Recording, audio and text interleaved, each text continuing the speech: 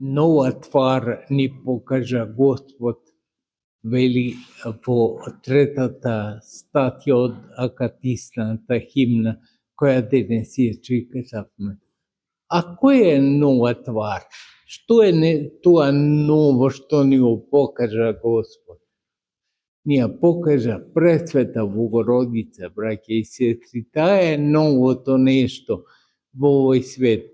Новото затоа што го роди новиот. И тоа како? Безсемено, без маж. Така само Богородица роди и затоа е ново тоа што го направи. Не слушнал никој, ниту може да слушне ни до тогаш, ни од тогаш, дека може да се роди дете без машка похота. Ама таа го роди оној кој е спасител на сите, Господ Христос, и кој требаше на таков начин да се роди. Зашто неколку векови потоцна еден голем христијански богослов Свети Григори ќе рече: не дозволувам да бидам спасуван од човек. Што значи ние денеска, ако бевме спасувани од некој човек, како што се родил, како нас, ќе се сомневавме веднаш.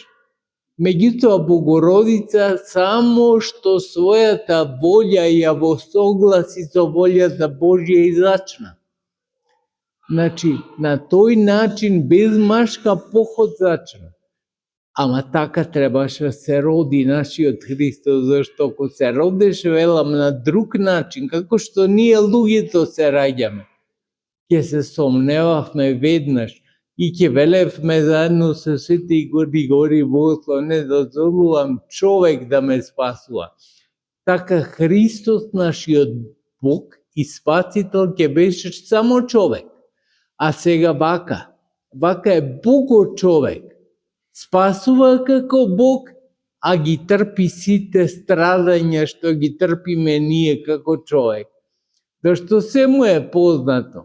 Познат му е животот на човекот, позната му е маката, позната му се сите искушенија. И затоа како човек може да го застапува човештвото. А како Бог пак да го спасува. А кој го роди? Тој Богочовек го роди пред Светата Богородица и затоа сме и благодарни бескрајно. Немаме збор. Ова што го читаме во акатисната химна, гледате и самице прекрасни зборови, како човек да не ги смислил. Ама пак е малку, да не изе да ја изразиме во потполност, зашто не може човек со својата поезија, со својата уметност, да ја изрази пред Светата Богородица. Затоа и сме благодарни нејзе, затоа се собираме.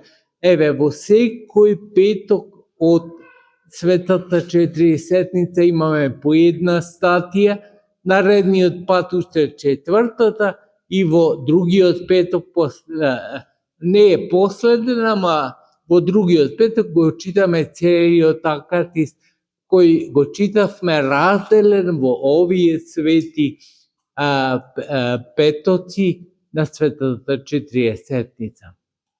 Господ по милоста негова и по милоста на Пресвета Богородица да биде секогаш со вас.